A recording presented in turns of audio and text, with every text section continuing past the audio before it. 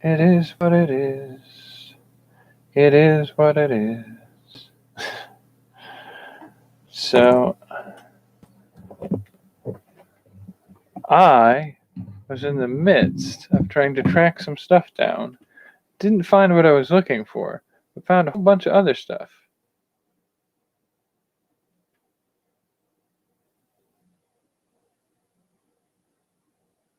Yeah, it's delving back into old files and finding stuff I did once before. Sort of makes me sad. All the half-finished and half-started projects. Oh, for fuck's sake, dude, what are you doing?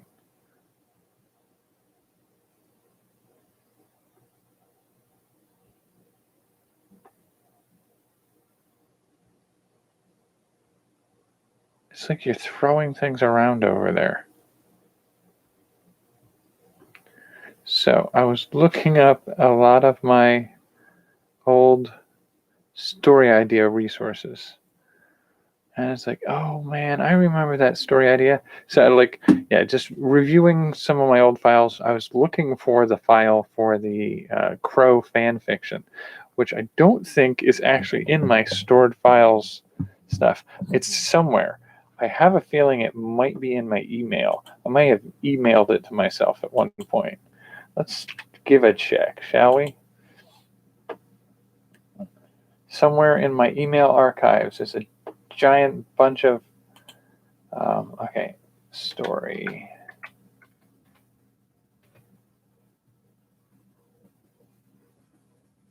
Nope, not there. Okay, let's see from stories.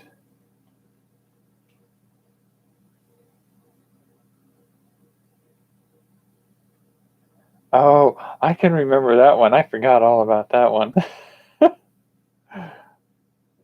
Oh, that's a fun one. You probably doubt that this is for you, but it is for no other but perhaps myself. It is easy to feel the doubt that you have even across the ages that separate us, but I speak the truth. So I think this was my first attempt to do an outside of my usual genre story. I think I did this 2008. Oh, wow. 2008. That's a long time ago. Oh, God, that's funny.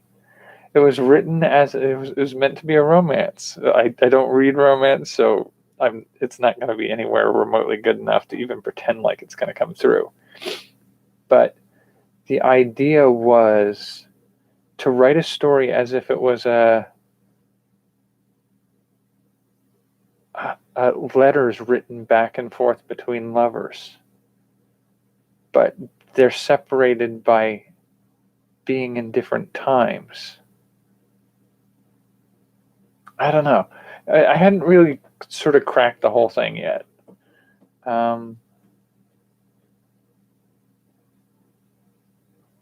Oh, and the subsequent switching over to doing sci-fi was one where I wrote it as if the writing was talking to the reader.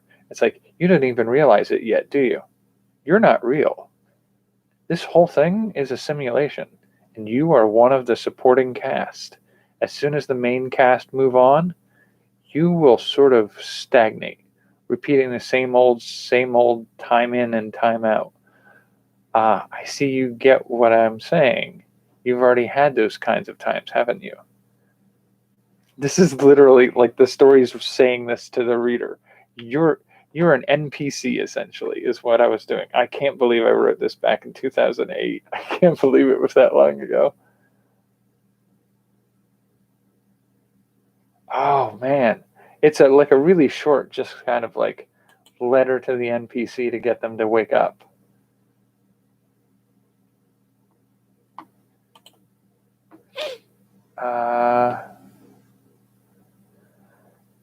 Okay, so that's not key. What else we got?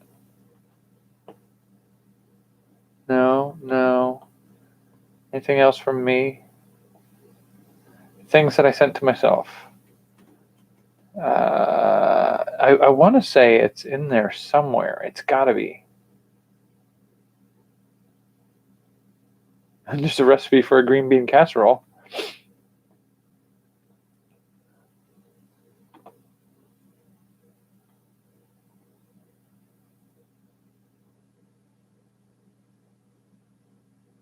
Dark artifacts.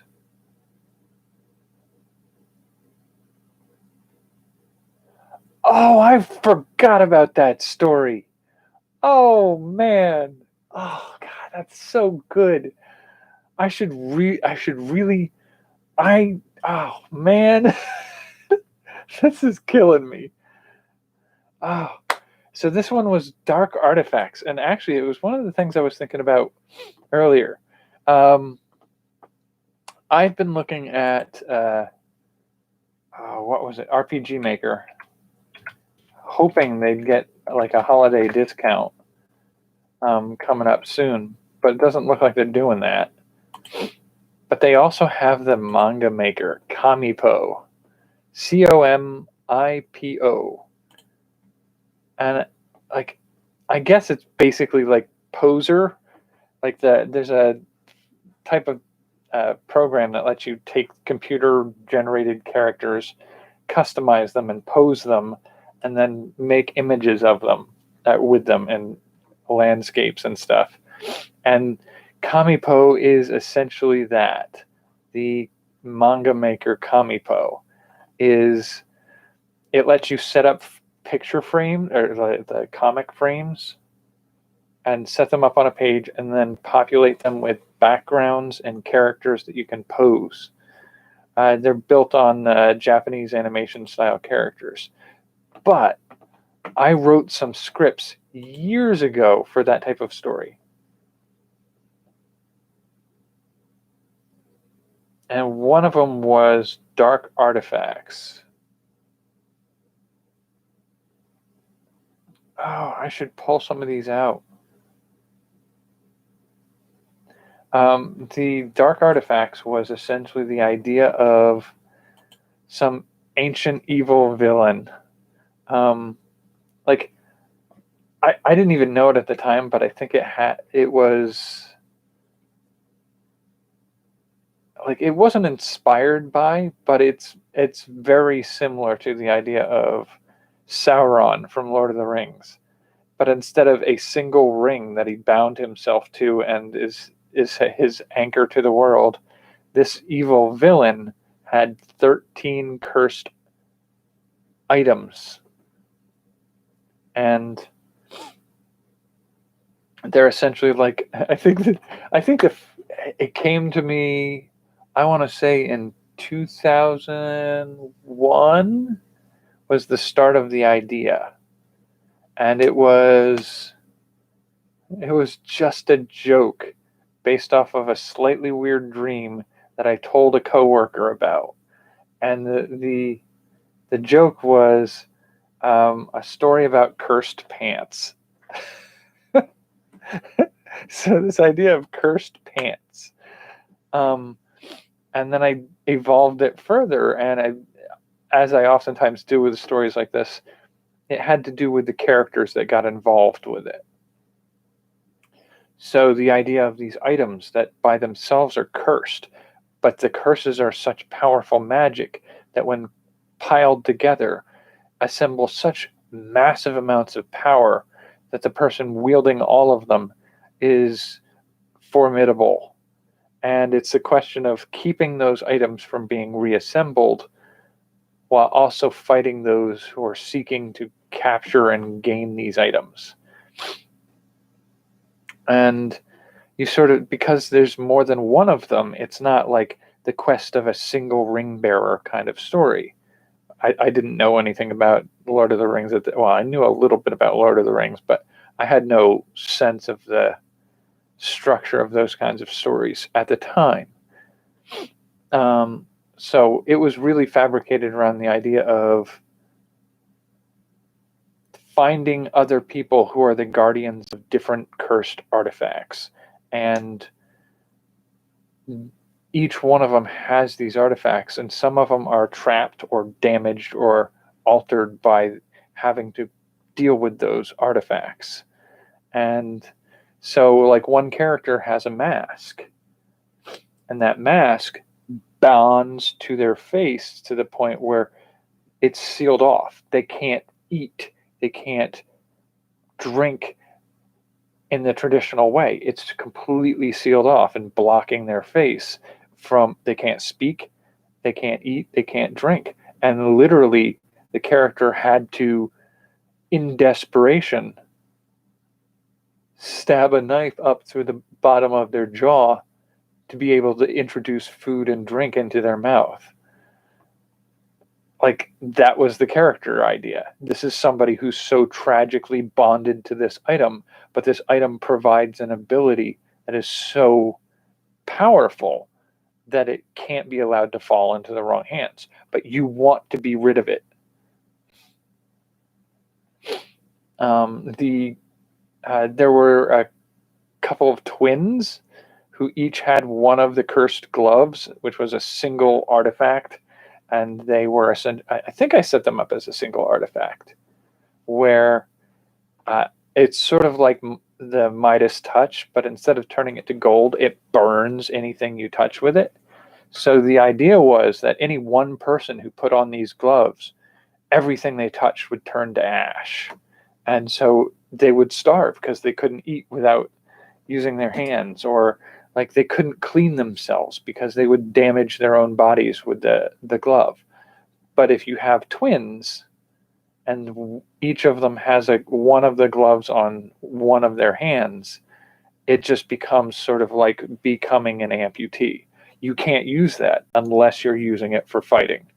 If you want to destroy something, you have a means of doing that.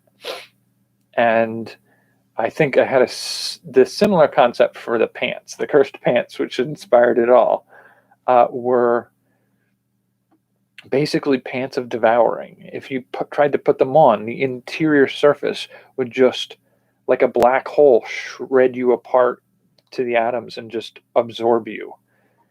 And so, like, that's a horrible thing. And it's like, that's stupid. What could you possibly do with that? Unless you have somebody who's smaller, put those pants on inside out and fold up the bottom into a cuff and bind that cuff around their foot and ankle.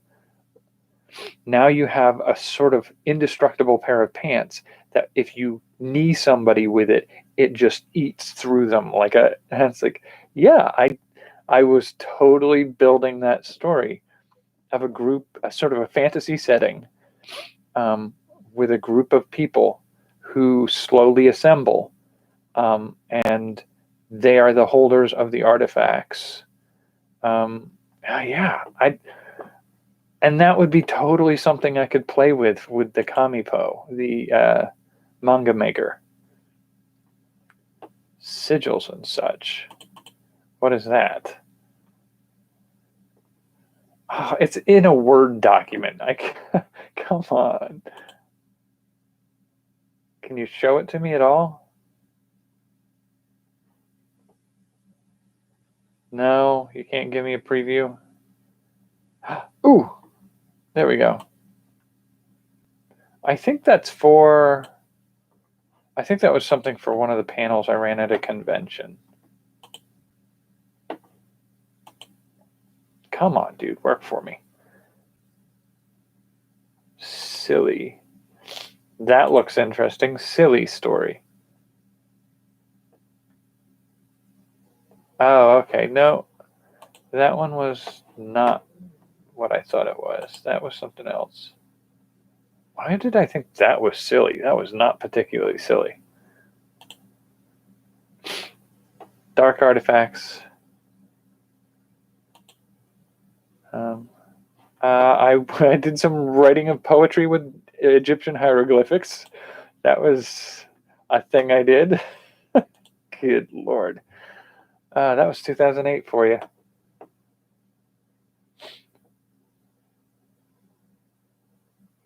Okay. Family Legacy and Cracklin' Jack. That was 2008 too? Oh my God. More than 10 years has passed, and my brain thinks of these things as just a couple years ago. That's disconcerting.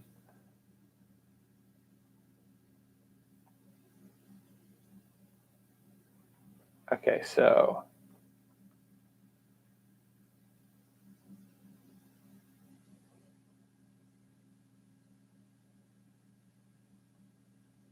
what the hell?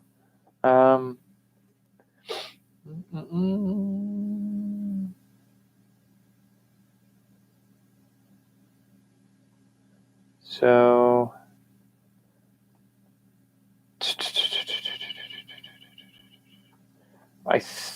I didn't find what I thought I'd find in here, which was the.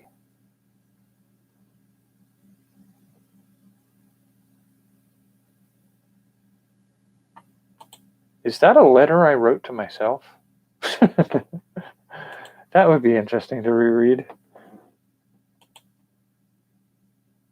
Oh, here we go. National Novel Writing Month stuff.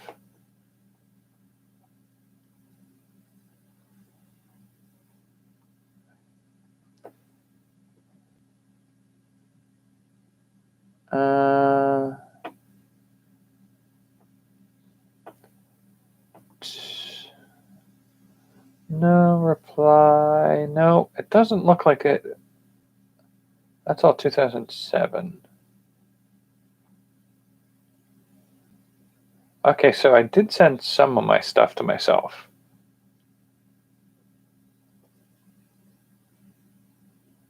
Oh, some of this is really weird to pop in on. That was my first National Novel Writing Month book. And it's saved as little slips. Oh, that's so weird.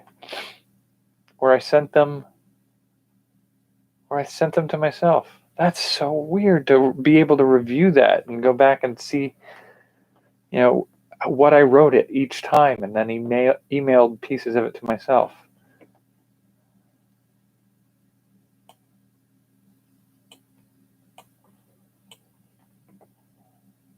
(2009).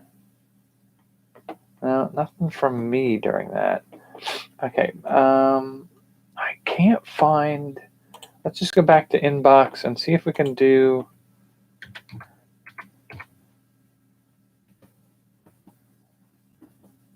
Nope. That's all relatively recent. This is going to be a long time ago. Might even be way back when I first started this email account. I don't know. That seems like too long. It's 2013. I got a lot of crap to sort out of this. Okay, so.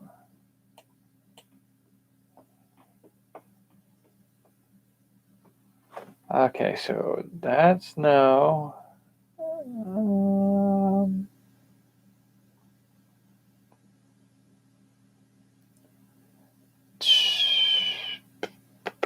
I'm not seeing anything. We're moving too recently now. All right, so scratch that. I did do some work on a Matrix fan fiction. No, not in there. Huh. All right, so.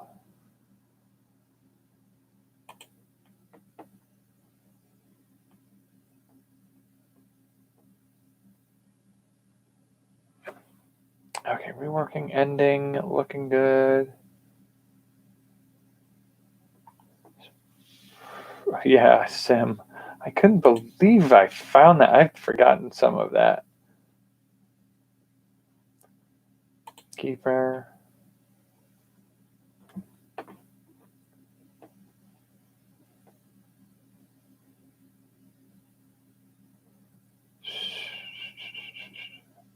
That was not. Okay, so one of the things I did come across is some of the pictures I did for my webcomic that I emailed to myself from years ago.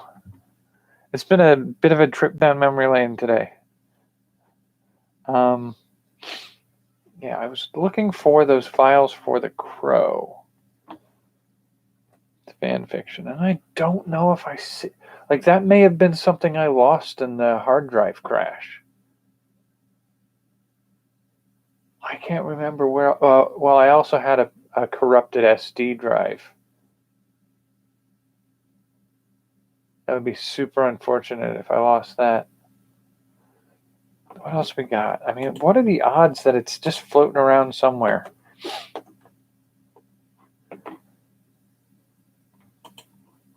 Let's do USB drive. What do we got in here? Crow. No matches. Okay, it's not in there. All right.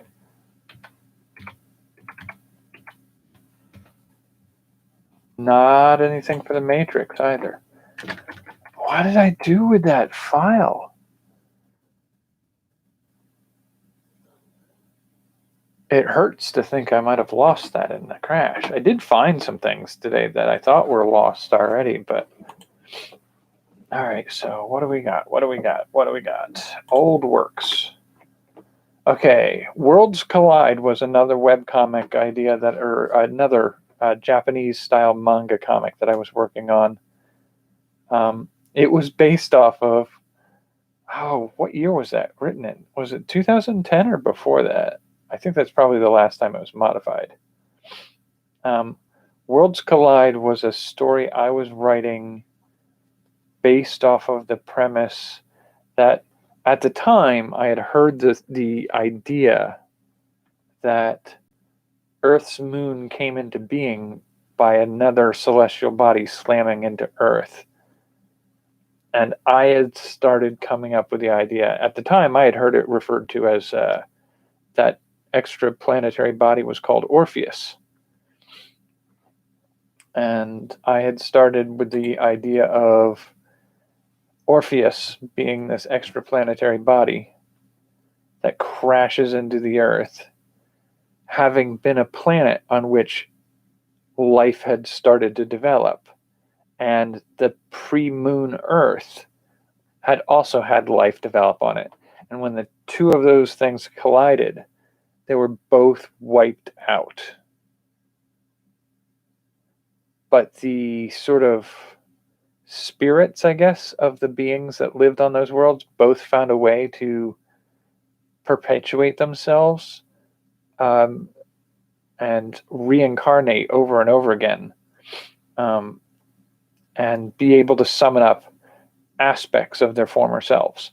The ones that were on Earth were rock-based or silicon life forms or some such thing. And then the ones that were on Orpheus were sort of like energy wind creatures. And so it was rock and fire and wind and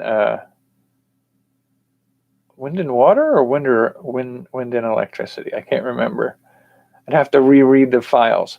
But basically, they reincarnated over all the millennia and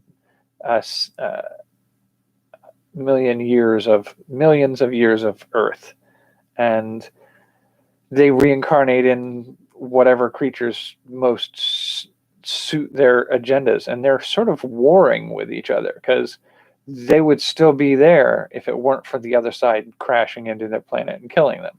And so they've been fighting this war for millions of years, and humans have come into being, and there's a human character who seems to have inklings that he is a reincarnation of both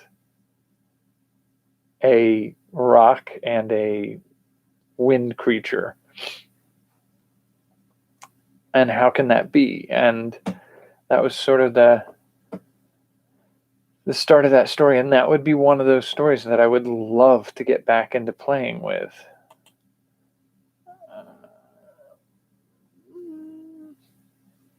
And what were some of the others that I was working on at the time? Okay, so that was Worlds Collide. Suburban Bohemia is the working title I was using for a script I wrote during Script Frenzy. That was about a bunch of kids who were creative kids in some way or another. One of them was writing a story or a comic, I can't remember which actually is very similar to some of what I was working on for the Island of Dr. Moreau fiction that I was playing around with. That one was it. He was making a webcomic in which all of the characters were some form of anthropomorphic human, and the humans, the characters, include some predators and prey. And this is very, very. What is that? Was it a Pixar movie that came out with the bunny rabbit police officer? Animaltopia or something like that. Zootopia. It was sort of around the premise of like predators trying to find a way to be protectors of the prey creatures, and the prey creatures being such herd mentality individuals that they're unable to think individually very well. It was just a weird, like, that was something a character in my story was writing as a story. Yeah. I also had a steampunk Snow White story, a film noir style story that I was going to tell via stage play. And it was a superhero film noir.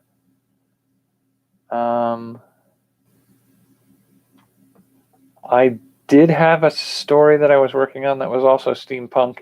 It was based off of the idea of coming up with a roving Jack character and writing a steampunk sort of Sherlock Holmes meets Dr. Jekyll and Mr. Hyde story.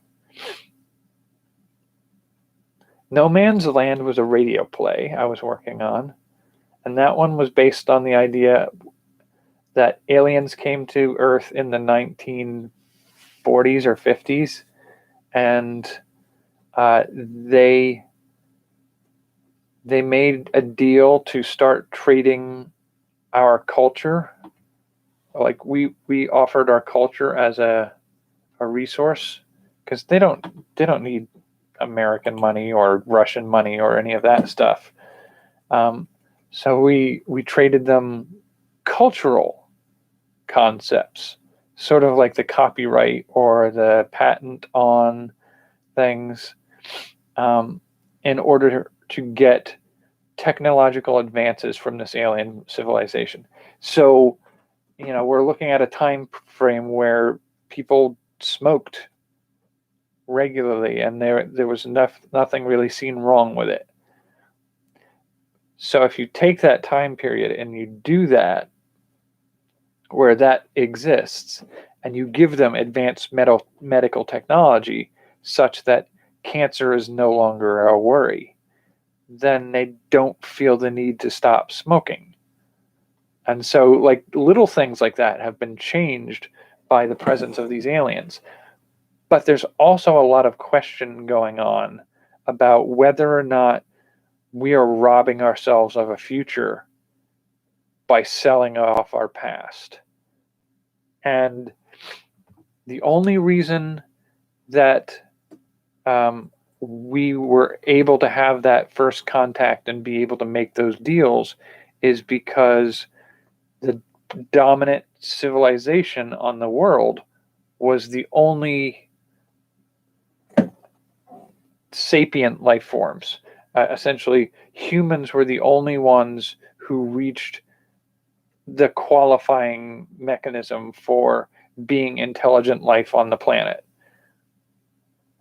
And so humans being the only people, once we reached a certain level of technology, we were open game for contact from another species. But there are people out there who are looking at that rule and saying, like, if there was another intelligent species who hadn't reached the right level of technology, then they shouldn't be allowed to make deals with Earth yet.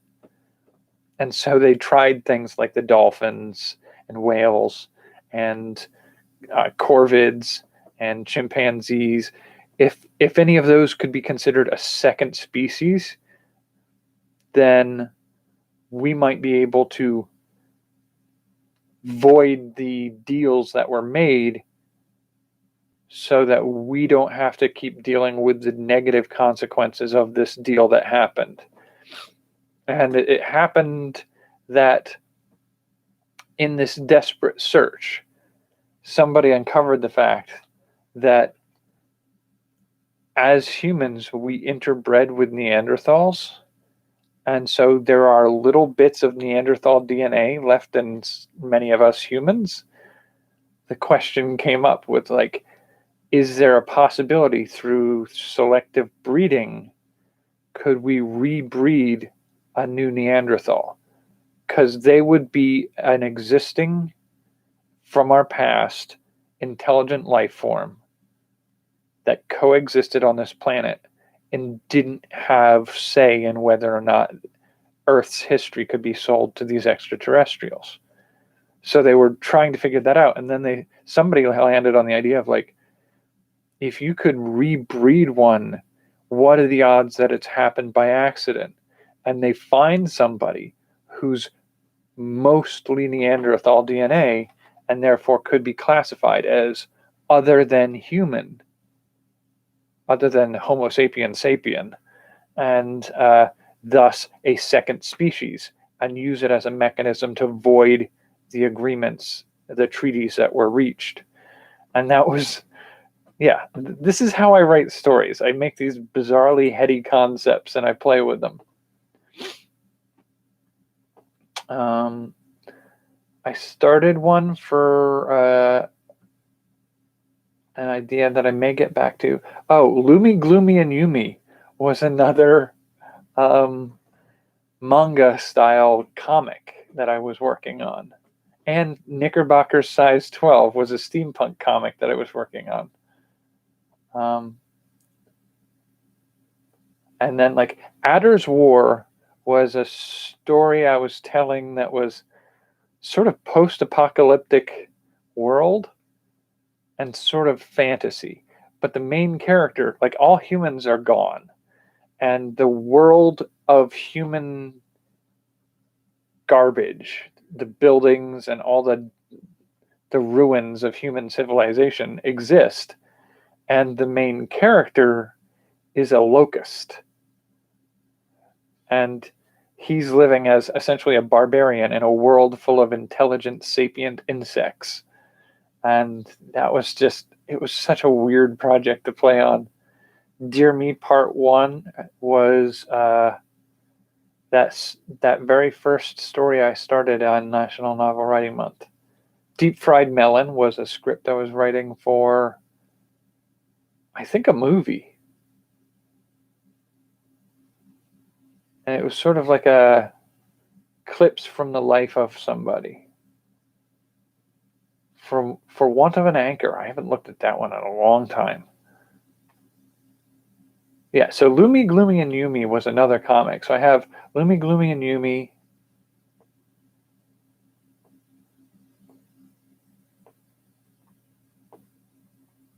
Worlds Collide. I had one that was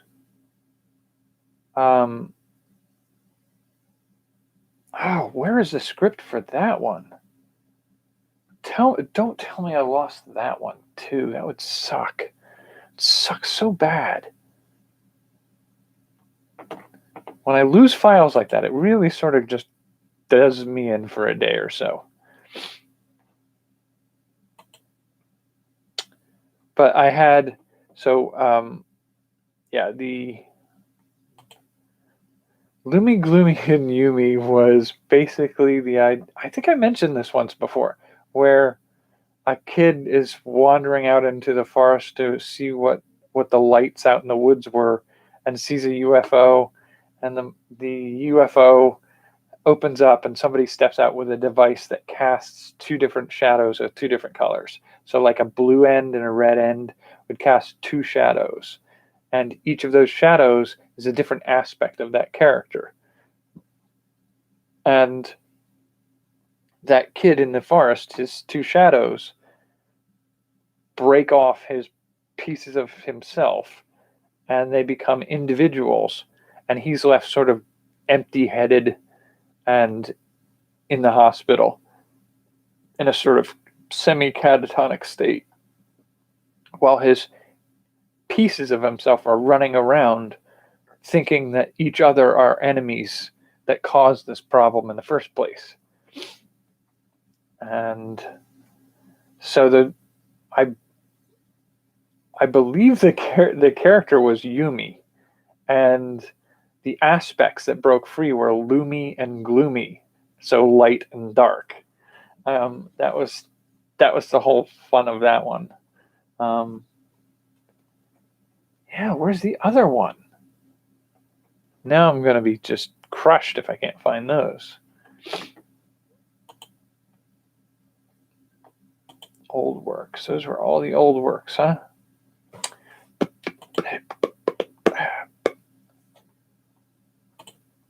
And yeah, I think that's most of it right there.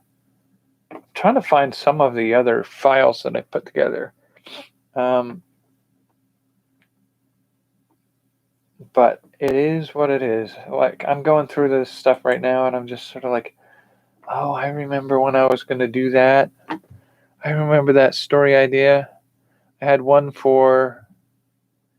a document I just actually found and pulled up. It was the idea of a story I was calling Stone Against the Tide. And it was about people, a population, are cast in stone. I couldn't decide on. It was part of a trilogy. The first one was Stone Against the Tide, I think. The second one was going to be Cast in Stone. And the third one was... I can't even remember what the name of the third one was. Basically, it's like a story, Anastasia, where a princess to a czar or king or emperor, her family was overthrown and she went into hiding and escaped, and she's been hiding with a group of mostly forgotten monks, warrior monks, for the old empire. They're subjects of the new empire, but their loyalty lays with the old empire. But they're positioned on the edge of civilization, guardians against incursions from hell of demons coming across and trying to conquer the world. So they keep an eye out for these little portals that open and demons that come from them. But it's been so long since anybody's seen a demon make a breakthrough onto their side that this monastery, this city within the very edges of the empire, is sort of fallen out of favor. People forgot it exists, and the population has dwindled, and many of the practices of the population have been forgotten. But their tradition is one in which the warrior monks can cast their spirits into stone statues and use them sort of like mecha, like mechanical armor, or the science fiction sort of walking tanks, but they're stone statues. And so they use these to fight against the demons. And the setting takes place in that kind of mindset of like, okay, so this Anastasia character is living in hiding in this monastery city where the techniques and the population have dwindled to mostly be forgotten. And then you throw into that mix somebody from the empire trying to hunt down this missing last heir to the old empire to kill them and eliminate that threat of their existence. And then a demon incursion of unrivaled equivalence happens. And it's this vestiges of this military force that used to protect the entire world from this incursion is just not going to be enough in the ways that their past made it possible for them to defend. They just don't have enough people. And so old traditions may have to be changed to open up the ability to win this fight. And some of this fight may have to be won in unconventional ways. And then the second one was going to be a sort of follow-up in which the victory was not entirely complete. And at the same time, the circumstances of the conflict sort of broke the new empire and allowed the heir to the old empire to sort of reclaim, and so it's become an empire divided. And so that's a story I do want to tell. I really, really want to work on that one. And there's the Medusa story that I used for some of my role-playing setting design that I want to get back to. I was like, yeah, I've been massively distracted most of today thinking about what I found when I went digging. And just feeling like, so many good things that I had to set aside, and I've sort of left aside so long that they're just like, they're eating at me now.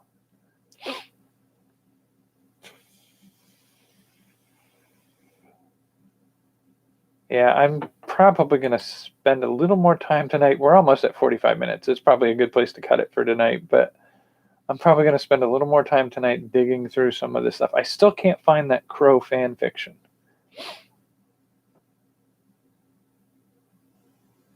That's the one I need to find.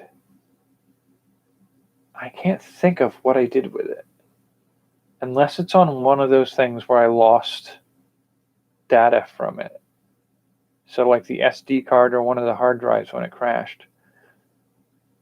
Is it on one of the older computers? I don't think so. I feel like that was written long enough ago. It was probably written on an old iMac. Would I have sent it to myself through emails? I can check. It's going to be one of those riddles that we may never find the answer to, or at least not in a reasonable amount of time. All right, so I should probably just call it here tonight. Incoherent rambling, as oftentimes happens in the middle of National Novel Writing Month, where you just kind of hit the point where, like, I don't want to bounce my brain off of what I'm currently doing anymore. My brain wants to think about other things for a bit. So that's sort of where I am right now. Hope you're doing okay. Stay safe in the current second wave that we're going through. Take care and have a good night. See you on Thursday, I think. That's the next one, right?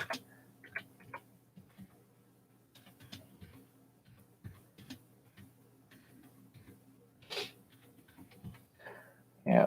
Revisiting abandoned dreams. Whew, that's a hard territory to walk through. Maybe I'll get the chance this coming year to play more with those. We'll see how that goes. Stay safe.